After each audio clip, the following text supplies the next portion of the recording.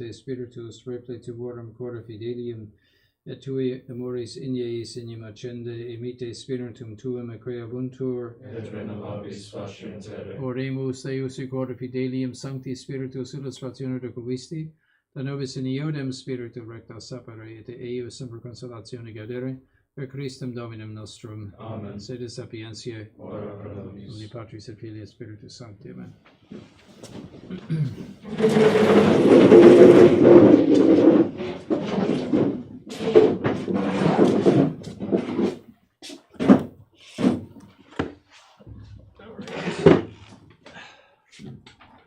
So we are on 23.9, which is whether the mark of unity is found in the Roman Church.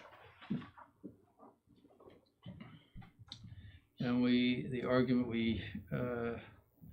gave the argument from the principle of unity, and now this is argument 2 from deeds.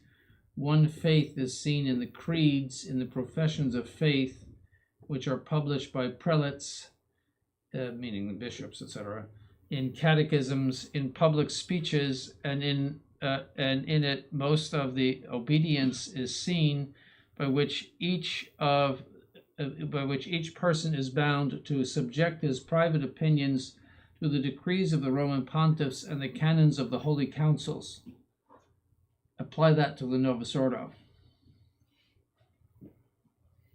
See how many of them could recite the Athanasian Creed without vomiting. They did away with that. They did away with Prime at Vatican Vatican II, because Prime had the martyrology, which talked about all of these people dying and Mohammedans putting them to death. Well, that's bad, because we can't talk about that. And, so they did away with it, so that got rid of the martyrology, and then they had to get rid of that Athanasian Creed. It had already been reduced to one time a year by John the 23rd on Trinity Sunday. But it just, unless you're a Catholic, forget it. So that got suppressed. Prime got suppressed. It's a beautiful office because it's, for the beginning of the day, it's a wonderful way to pray. So as you see, the Athanasian Creed occurs quite often. Whenever you have green vestments on a Sunday, you have the possibility of it. See, so that occurs in time after Pentecost and time, and always occurs on Trinity Sunday, but time after Pentecost and time after Epiphany. Green vestments, you're subject to it if you have a commemoration that's less than a double.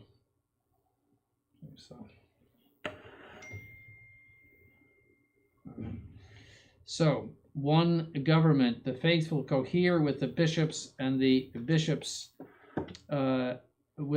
cohere with the Roman pontiff. All the particular churches, that means dioceses, joined by an ordered series of obedience to one head, make one body. Now again, apply that to the Novus Ordo. Look at the German church, which is in heresy, blatant heresy. Well, they all are, but especially so. So that's not true. They're making their modernist pope into like a figurehead, like a cardboard figurehead. So, somebody that's something like the King of England. No power, just somebody there in the Vatican. So this is the one army of Israel remaining in their tents according to their tribes. Balaam said, "How beautiful are thy tabernacles, O Jacob, and thy tents, O Israel." So one worship, the 7 sacraments are administered everywhere under a single supreme ruler through the ministers of the Roman Church. There is a single sacrifice throughout the whole world. There is no more clear monument than the expression of one worship in public practice, in the codices of masses, no matter what language they should be in all the liturgical books of the churches, whether in the East or the West. Finally, in the custom of priests, that they offer the sacrifice in any Catholic church of the whole world. So there is you could go anywhere and offer the traditional Latin Mass anywhere. So that's one worship. So Novus Ordo violates the one worship by the fact that it has broken in worship from the traditional faith, because the ceremonialia do not reflect the Catholic faith. So it's something like the Protestant services. They retain some of the faith, but their ceremonies do not reflect the Catholic faith. Father Cicada points out in his book that they systematically took out from the orations anything that was typically Catholic, anything to do with defeating the enemies of the church or mortification. They also pull that out. You should read his book if you've never read the Work of Human Hands. It's absolutely devastating with regard to the new Mass. Something that you should read. Confirmation. These arguments shine as clearly as the sun in our times. The sects have the saddest face of division, as we already saw. The schismatics are partly divided and partly are unified only through the domination of the secular power. See, and again, this was written when there was a czar and everything, but this 16 at last count, there were 16 schismatic sects in the East. In other words, the so-called Orthodox. And then you have autocephalous. That means they're independent of some patriarch and all else. They're all because they don't have a principle of unity, except maybe the Tsar or the Sultan.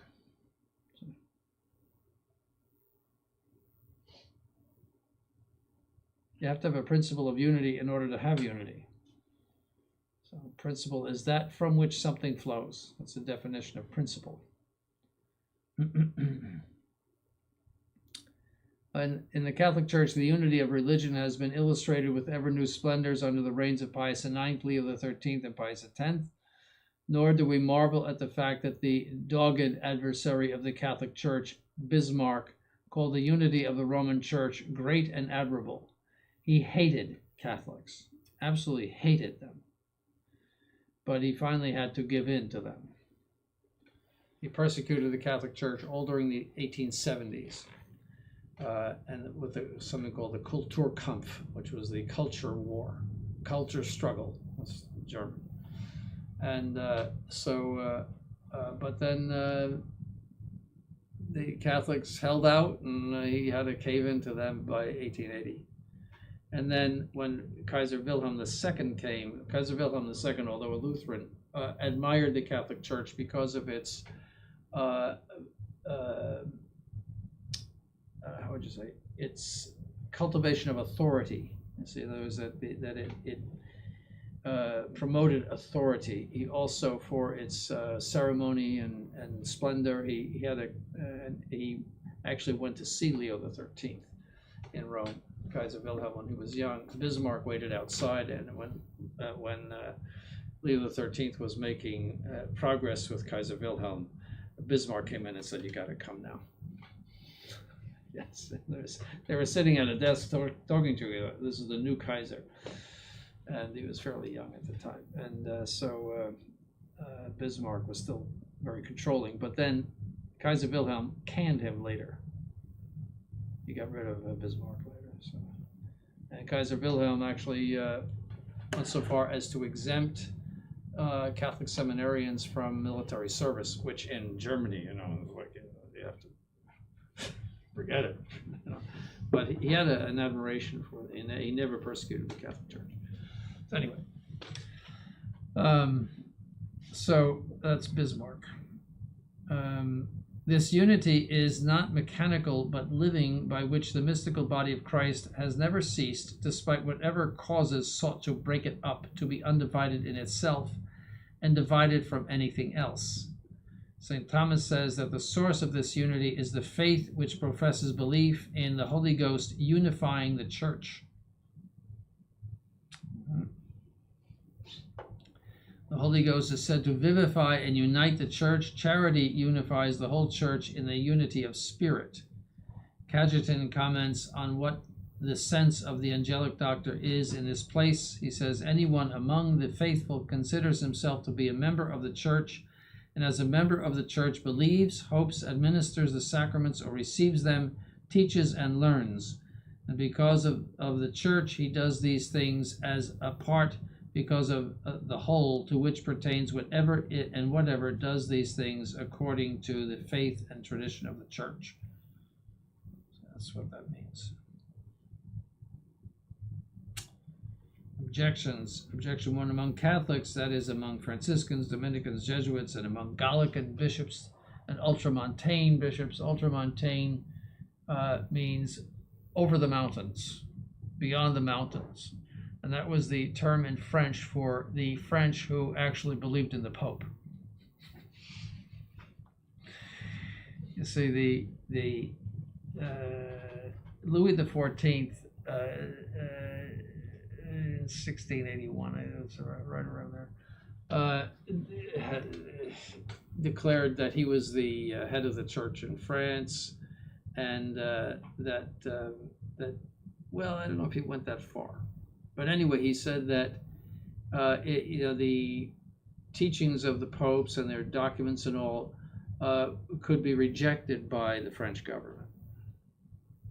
They had to be approved when they were not automatically dispersed, and if the king didn't approve of them, then they could not talk about them in the churches.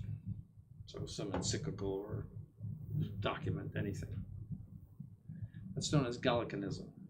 And you see it in some of the older the privileges or the rights of the Gallican Church. They claimed this, they went back to the early Middle Ages or something. It's just a lot of garbage. It's just France was, Louis XIV was sort of like the Trump of France. So it's when France was riding high as the principal country of the world. And so he saw himself as just the center of all reality. And so the idea of having to obey the Pope, in Rome, it was something. But yet he did not abandon the faith, as he considered himself a Catholic, and he died piously, apparently, So, but probably is still a Gallican, and the Pope never excommunicated him. I think I told you that. Why excommunicate the king when all of the bishops are schismatic? Because they generally went along with him, in general, French bishops. So, as I said, the church can wait. Church lasts forever until the end of time. It can wait for people to die. And sometimes it just waits for people to die. But that Gallicanism continued with the Bourbons all the way through until the French Revolution. And I know that was the revolution, but even after the restoration of the Bourbon monarchy in 1814, the Gallicanism came back. See, so it's something that runs very deep in the French. But some of the French were ultramontanes. See, and that is, they rejected Gallicanism, and so now the ultramontane is a word for, they use it, I forget how they use it now, but it's a different, somehow different. Anyway, that's the ultramontanes. So in the 19th century, you had a lot of ultramontanes because the Bourbons fell from power in 1830, and so then you had a revival of, you might say, Romanism among the French. But you see, the position of SSPX is typical of Gallicanism. We reject this because we don't agree with it. They would say, well, it's against the teaching of the church, but then that gets them into obviously a very serious problem of the infallibility and indefectibility of the Catholic Church. See, to reject wholesale all of Vatican II, everything that came out of Vatican II, you reject everything. See, that destroys the teaching authority of the Catholic Church. it destroys the infallibility of the Catholic Church with regard to disciplinary matters, and we'll see that later. That the Catholic Church cannot prescribe something that is harmful to souls with regard to disciplines and liturgy. So, but there's a spirit of Gallicanism in it. So objections among Catholics, the Gallicans. Excuse me. Telemarketer, how wonderful. Great. All right.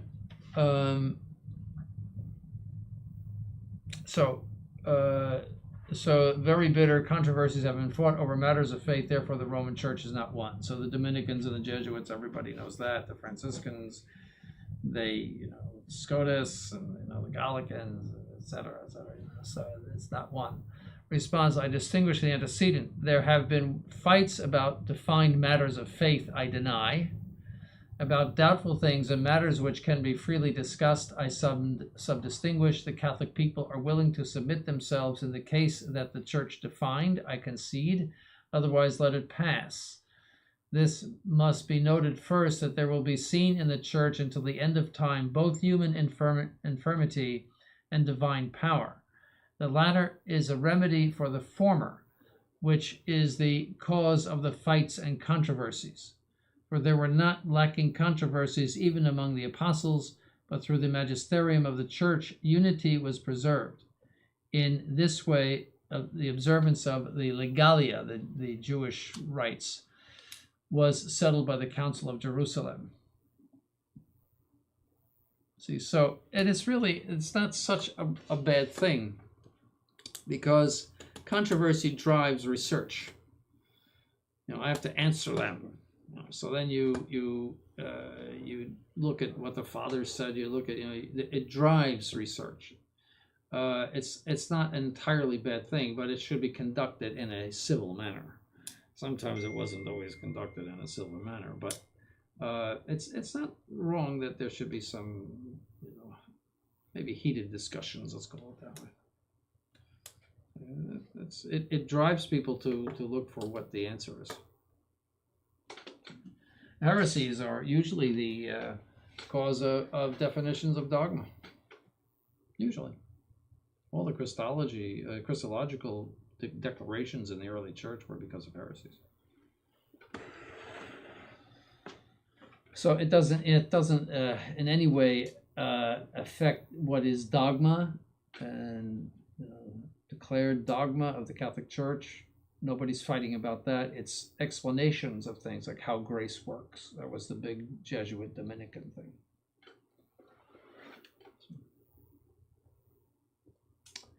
Instance, the infallibility of the Roman pontiff is considered to be an absolutely firm principle of unity, but the controversy concerning pontifical infallibility was not settled until the 19th century. Therefore, the Church of Rome lacked the principle of its unity for a long time.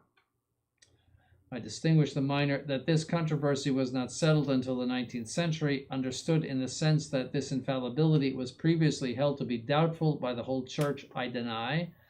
By some members of the Church, I distinguish, while erring materially, I concede, formally, I deny. So he's saying that it was always held, but some doubted it. But they did it in good conscience. That means they erred materially, but not formally. That is, they were not opposing, at least in their minds, the teaching of the Church. The Church from the beginning held the Roman pontiff to be the supreme and absolutely certain teacher of the faith. This is proven elsewhere, later on. But those who, before the Vatican Council, thought otherwise were not able to be Catholics unless they retained the faith which all Catholics of all times professed, namely that the consent of the pontiff with the bishops is subject to no error. Therefore, at no time in the Church was there an absence of the principle of unity. So the universal ordinary magisterium is Pope with bishops teaching the same thing that is contained in Revelation and which is prescribed as something that should be believed. All right, so But then there is extraordinary, which is solemn, and that occurs either with the Roman pontiff teaching by himself solemnly, as in the Assumption, or a ecumenical council, the Universal Council that teaches. So.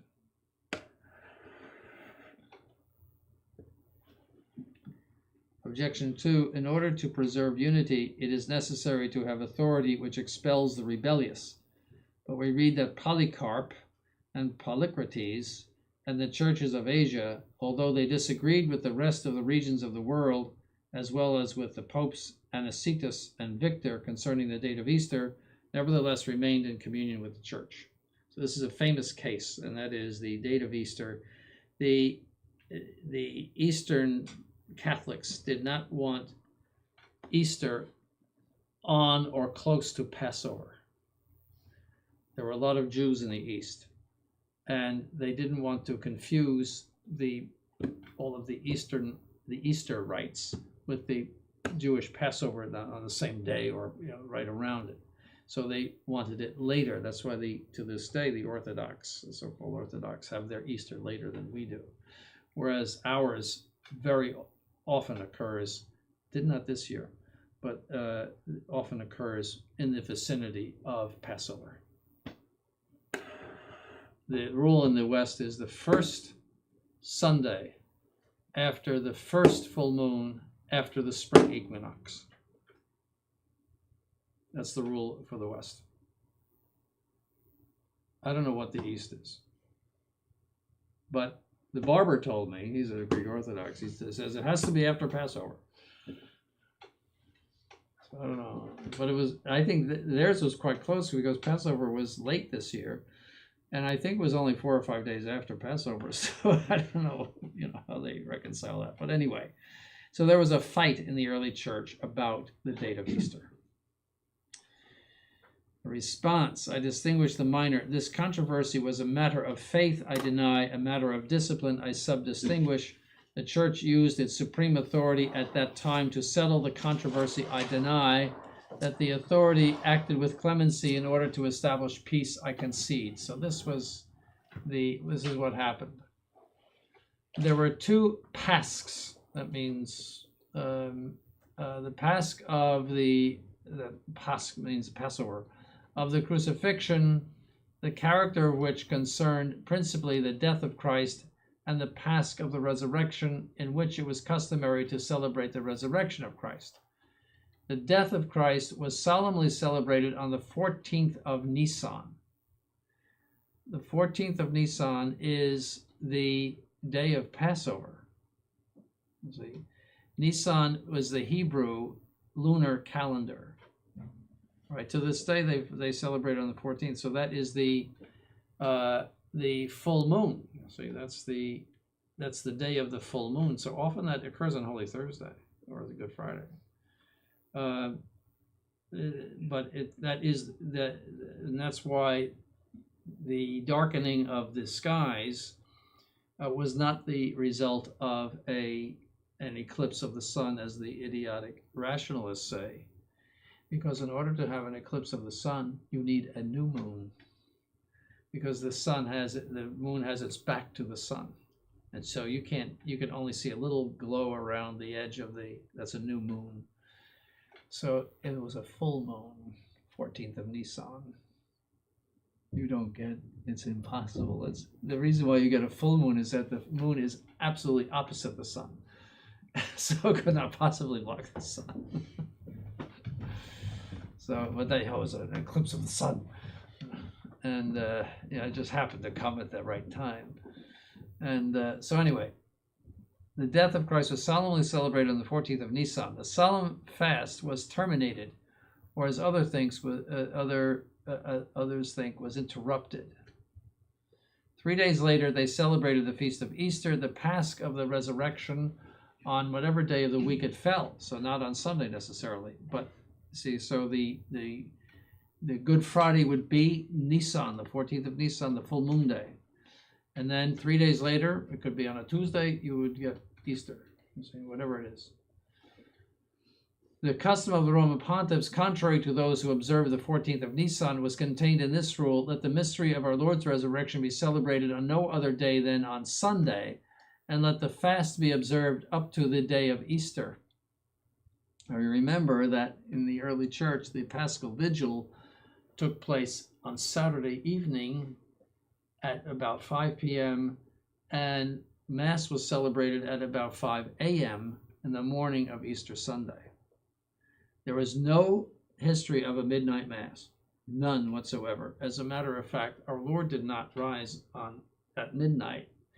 The Jews considered their day to start with the rising of the sun. See, so he would have risen on the third day, which would have been at the rising of the sun on Sunday. Otherwise, he would have risen on the second day, because they considered midnight to still be the second day. So there's no precedent for that at all. So that's why the fast would go actually until the Mass of the early Mass on Easter Sunday. But then, because that was so long, they moved that back to Saturday morning, and then did everything on Saturday morning. It was an anticipated vigil. So, all right. The princes of the church were very gentle in settling the question. St. Peter and St. Paul established the Roman custom of celebrating. The custom of the Asians seems to have been permitted by St. John and St. Philip, but without any command. Pope St. Anicetus, those are his dates, when he saw that Polycarp, the bishop of Smyrna, was very attached to the tradition of the Asians, he did not want to insist. So, okay. Pope St. Soter, the successor of Anicetus, merely ordered that the faithful were obliged to follow the Roman custom if it happened that they were in Rome for the festivities. So you couldn't do your Greek custom while in Rome. But it was not illicit to celebrate the Pasch according to the manner of the Asians in their own churches. So there were Greek churches in Rome. Pope St. Victor, however, who reigned at the end of the 2nd century, fearing lest the Asians insert into their rites the errors of the Judaizers or the Ebionites, strongly intervened in the matter. However, it is believed that there is no decree issued by that pontiff for full execution, but that he used clemency against the Asians, who were very attached to their custom. This is so either because Victor tempered the decree at the advice and requests of St. Irenaeus and other bishops, and tolerated the attachment of the Asians to their rites, or because the successors of Victor thought that the matter ought not to be pressed further. Right, so St. Irenaeus said to Victor, you're going too hard, and why don't you back off? And apparently that's what happened. In other words, you're going to force them into schism, and don't do it. So no, it's, sometimes for a greater good, you have to tolerate certain things. Instance, Eusebius says, Victor tried to cut off from communion all the churches of Asia and of the neighboring provinces as adhering to things contrary to the true faith. Therefore, the faith itself came into discrepancy. Response, I distinguish the antecedent. In this place, the word faith is used in the broad sense, I concede, and in the strict sense, I deny. The custom of the Asians was able to be called contrary to faith because the heretical Judaizers were abusing the custom, and the flourishing state of the faith was in danger. St. Irenaeus, however, is recorded to have admonished in a becoming manner Pope St. Victor, lest he cut off from the communion entire churches of God who were keeping to a custom which was handed down by their ancestors. All right, so there was a danger to the faith because of the Judaizing influence, because of its proximity to the Passover. So you'll see that more in church history. Saint Cyprian, condemned by the sentence of the Roman pontiff, was nevertheless in communion with all the bishops in the Christian world. Therefore, in the time of Cyprian, the Catholic Church had no fixed principle of truth. The controversy with Saint Cyprian is that the heretics could not validly baptize. He was the bishop in Africa, Northern Africa, I think. Maybe it was Carthage, but it was Northern Africa. And he had a big fight with the Pope. All right, and so, well, that's the objection. So I distinguish the antecedent. Cyprian was condemned by a sentence which was not simpliciter definitive, I concede. Simpliciter definitive, I deny. The use of power admits of a threefold indulgence, for it happens that 1, in applying the sentence, he mitigates the condemnation. 2, after having applied the sentence, he tolerates the condemned for a certain time, both because of the good faith of the condemned, whom he understood to have been stirred up by the heat of controversy, and because of a hope of emendation which appears to be imminent. Having said these things, we will now consider the fact. This is the fact. The more common and older use of the church was to not baptize again those heretics who were returning to the church if they had been correctly baptized previously. See, so that's what we observe now, but we have to find out that they have been properly baptized previously, especially in the Novus Ordo, but in the Protestants too. But in the 3rd century, the custom was so prevalent of rebaptizing any and all converted heretics in Africa that a certain part of Asia, that in the years 254 to 256, a great controversy arose between Saint Stephen and Saint Cyprian, Saint Stephen being the Pope, who was supported by Firmilianus, the bishop of Caesarea in Cappadocia, that's Asia Minor, together with many, modern-day Turkey, together with many other bishops of Asia and Africa. Cyprian, in the 2nd Synod of Carthage, decreed that heretics were dirtied with the stain of profane water and had to be baptized when they came to the church, which is one. Pope St. Stephen, however, did not admit the bishops sent from the 2nd Synod of Carthage.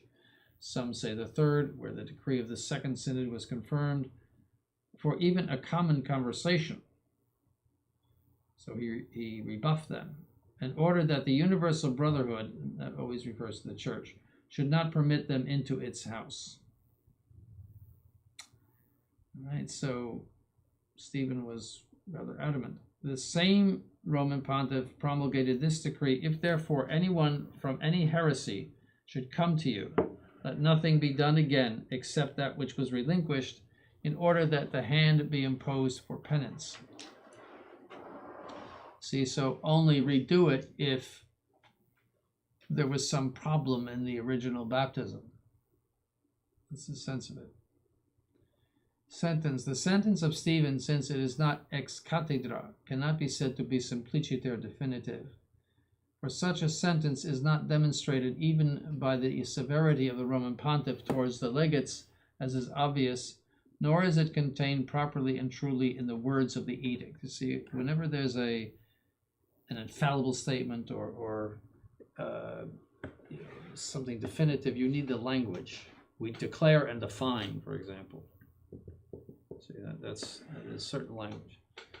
For the pontiff ordered that there should be no rebaptism, but he did not teach as explicitly de fide that heretics should not be rebaptized. Therefore, the question of faith, although it is decided implicitly, nevertheless was not defined explicitly under a doctrinal aspect. For this reason, St. Augustine said, although Stephen and Cyprian rather heatedly, but nevertheless fraternally argued with each other, nevertheless the peace of Christ was victorious, so that in such a disagreement no evil of schism arose between them. So he was definitely in a position to know that the years 254, 256, St. Augustine is about a little over a century later, but he would have known that because he was the bishop of Hippo, which is Northern Africa. He was from Northern Africa. So.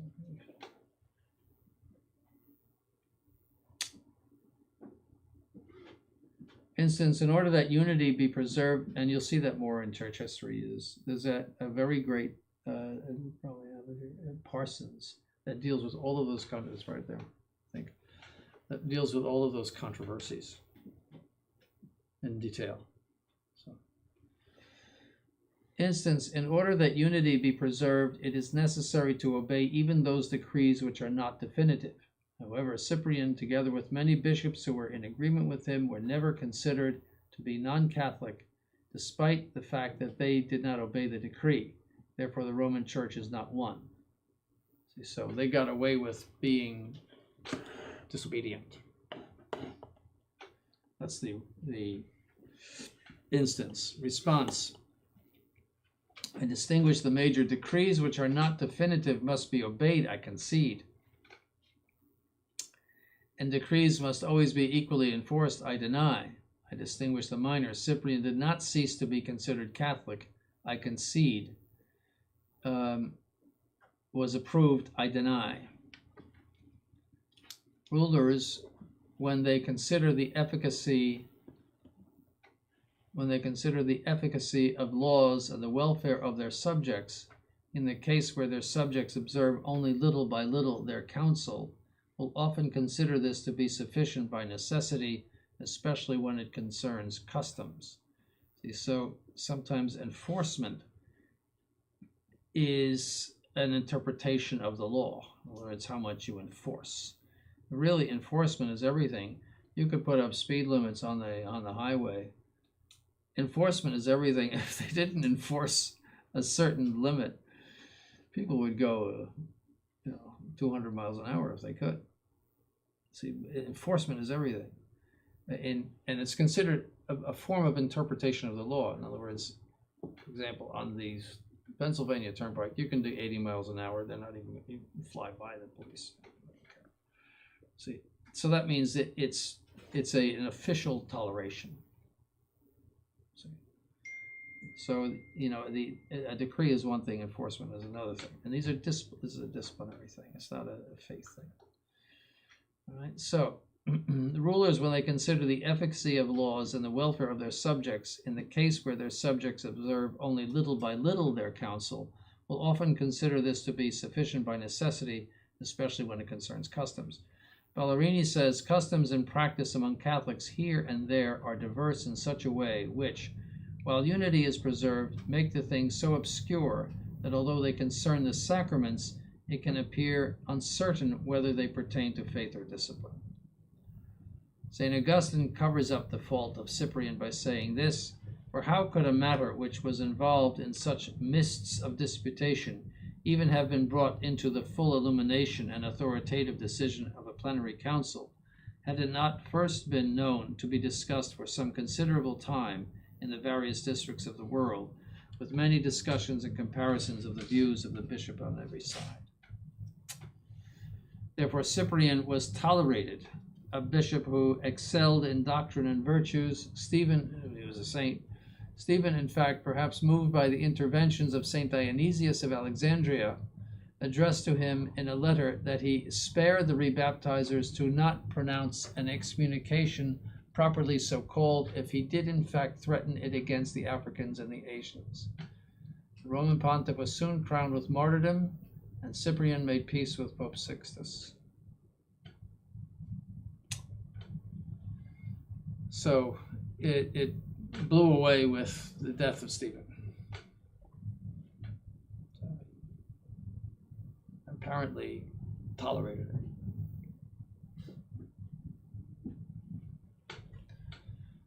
Instance, Saint Cyprian, although he dared to disagree with the head of the church and its center of unity, is considered to be a saint by all. This is a common objection. Saint Cyprian is considered to be a saint after his satisfaction was accepted, I concede, was approved, I deny. For this reason, St. Augustine says, Cyprian either did not hold at all the opinions which you ascribe to him, or did subsequently correct his mistake by the rule of truth, or covered this blemish, as we may call it, upon his otherwise spotless mind by the abundance of his love, and his most amply defending the unity of the Church, growing throughout the whole world, and in his most steadfastly holding the bond of peace, for it is written, charity covers a multitude of sins. So he's saying that he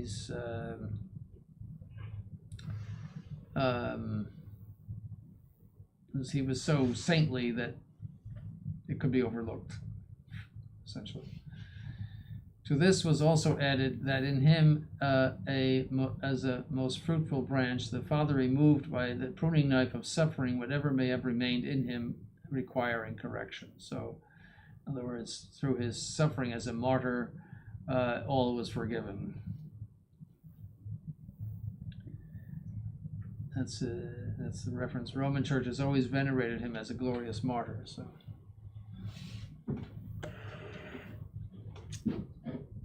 Objection 4. The unity of the Roman Church arises from one supreme pontiff. But in the 14th century, 3 pontiffs were fighting about the administration of the Catholic Church. Therefore, at least during that storm, the Roman Church lost its unity. So that's a great Western schism.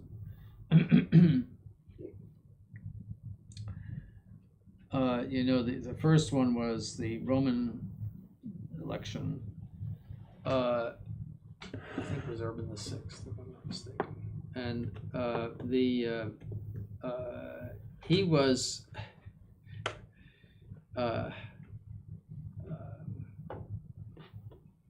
very nice until he became Pope, and then he became very nasty. That's what he's accused of. But he also wanted the Avignon cardinals, because he had moved to Rome after Avignon, to obey rules. So, I think it depends on who you're talking to, but, he apparently imposed rules with a certain brutality, you might say. And that angered the Avignon cardinals. But, the Avignon court of the Pope was not known to be observant, let's put it that way. Right. And so they got upset, and 6 months later, they said, we were pressured by the Roman mob. See, the Romans always would be outside waiting for the election. They wanted a Roman Pope. They didn't want a French Pope, and all this. We were pressured. 6 months later, after all the rules of Urban, you got to obey the rules, So they elected their own Pope. See, and so that was the Avignon Pope. And I think it was Peter de Luna, I think his name was. And so that went on for a while. So France and Spain sided with the Avignon, this anti-Pope, and England and the German countries and Italy sided with the Roman Pope.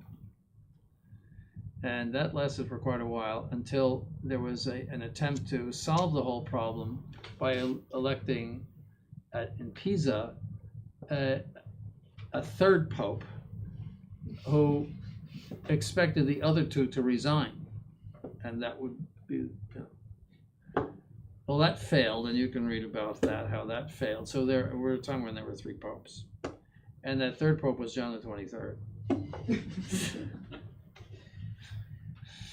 So I think that the next true pope should take John the 23rd. See, the modernist John the 23rd took that name in order to dispel. He was a church history teacher, Ron Cullen. In order to dispel the theory, was he really a pope or not? So he wanted to say no, he never was. So that's why he took John the 23rd, to say no, that Pisa pope was not. And so I think it would be appropriate that the next pope be John the 23rd to say he wasn't pope either. Anyway, so you can see, there's a tomb of John the 23rd in the baptistry of Florence. Yes, John the 23rd. So anyway, that's the controversy there. So I distinguish the minor. 3 legitimate and certain Roman pontiffs were fighting about the administration of the church. I deny that one of them was legitimate and certain. I subdistinguish in such a way that a part of the church rejected this pope materially through error. I concede formally by denying the right of the papacy. I deny. See, so they were subject to the pope, but they were just supporting someone who in fact was not the true pope. The true pope was the Roman pope, no doubt about it. See, the other 2 were anti-popes, and so they in other words, they materially were wrong. That is, it was without fault. They were wrong, but formally they adhered to the authority of the Roman Pontiff. They just had a mistake about who he was.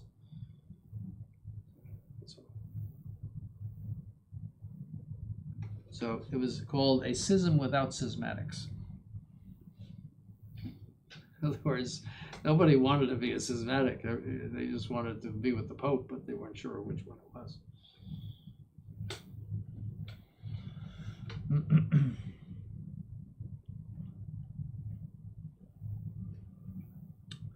In fact, after the Roman pontiffs had made their residence for about 70 years in Avignon, for which reason it was called the Babylonian captivity, because that's how long the Jews were held in Babylon, from Clement V, 1305, to Urban V, 1370. Gregory the 11th returned to Rome. Saint Catherine of Siena was very influential in having the Pope return to Rome. The reason they fled Rome was because of the Roman mob. The Roman mob was constantly revolting against the Pope in the Middle Ages and wanting to restore, believe it or not, the Roman Republic. And so it sometimes it just got so bad that they had to flee to France. So they would always go to France. It just got so bad in Rome until things calmed down. So that's why, things have gotten intolerable in Rome. So now we have to go to France again. So they decided, France isn't too bad. So we'll stay in France. Which was a mistake. So they stayed there for 70 years. It's bad. So that's the way that occurred. So in 1378, 16 cardinals elected Urban VI. A few months later, Clement VII opposed him. So Clement VII was the Avignon Pope.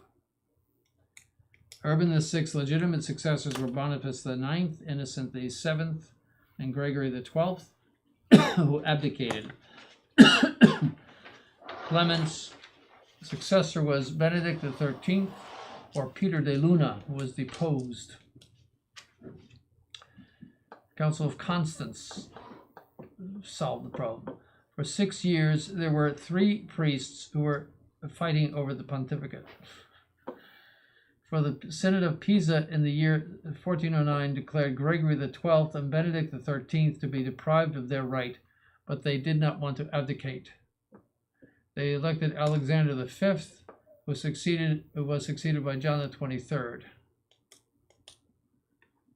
Explanation: most Catholics recognize the legitimate popes, Urban VI, Boniface IX, and Innocent VII, and Gregory XII. But many particular churches adhere to one or the other of the false popes, but all had a mind which was obviously averse to schism. That means nobody wanted to be schismatic, and was ready to obey whoever was considered to be the legitimate Roman pontiff. They erred in fact, but the right was not harmed. And however much the sight of these evils during the troubled times causes sadness, the faith in one Roman pontiff as the vital principle of unity overcame any division concerning his person. So that's key. It's key now. In other words, St. Vacantus are not, breaking with the papacy, just saying we don't have a pope. So everyone is submitted to the Pope in principle, and that's so. The Council of Constance elected Martin V, and all the 3. Peter de Luna was deposed, but the other 2 said, "Okay, we resign," and Martin V became Pope. But that's where conciliarism started. Let's do that in church history. How are we doing here? Okay, this is very interesting. Article 4, the true way of obtaining unity of Christendom. Attempts at union. And many times the Roman pontiffs have tried to restore peace and union with the separated churches, such as Eugene IV and Leo XIII. Among non-Catholics, Leibniz He was a 17th century German philosopher, rationalist. Well, not in the modern sense of rationalist. He was a pious Protestant, you might say. And he was very eager for union. Among non-Catholics, Leibniz was, when in the 18th century he had the idea of a formula which both the Lutherans and Catholics could sign. Spinola, the Bishop of Tinensis, together with Bossuet and Milano, a Lutheran doctor, and Leibniz prepared to bring the Lutherans into the unity with the Catholics. Right, so there was an attempt at that time. So you see, again, the church has always been eager to bring the schismatics and the heretics back. In our times, Lord Halifax, and you see who he is, was a British ecumenist who served as president of the English Church Union from 1868 to 1919 and from 1927 to 1934. He must have been ancient.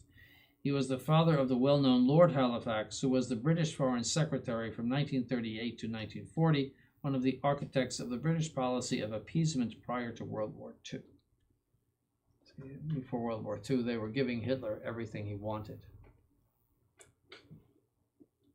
But then he resigned, and Churchill, who was a warmonger, took over as prime minister.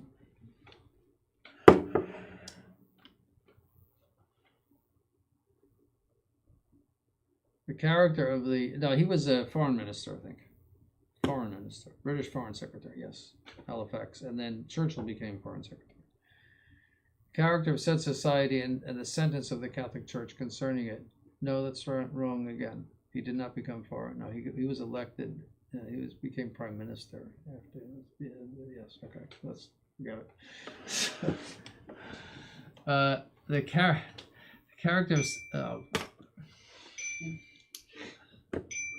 Just when you, this is very interesting because it's all about ecumenism.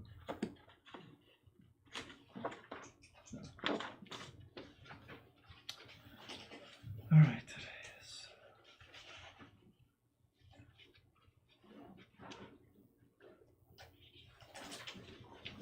Okay. Chamberlain was the prime minister, and Churchill became prime minister after that. Chamberlain was the one that conceded everything to Hitler at Munich. That's why Munich invaded. Hitler invaded Poland because he said the British and the French will do nothing. I saw them at Munich. That's what he said. They just caved in. But Hitler was not known for making great decisions.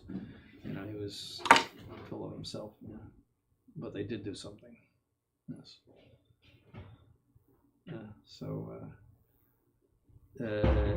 Churchill's son said to Churchill when Churchill was shaving in the bathroom, "How are we going to win this war?" And Churchill said, "I'm going to drag the United States into it." That's what he said.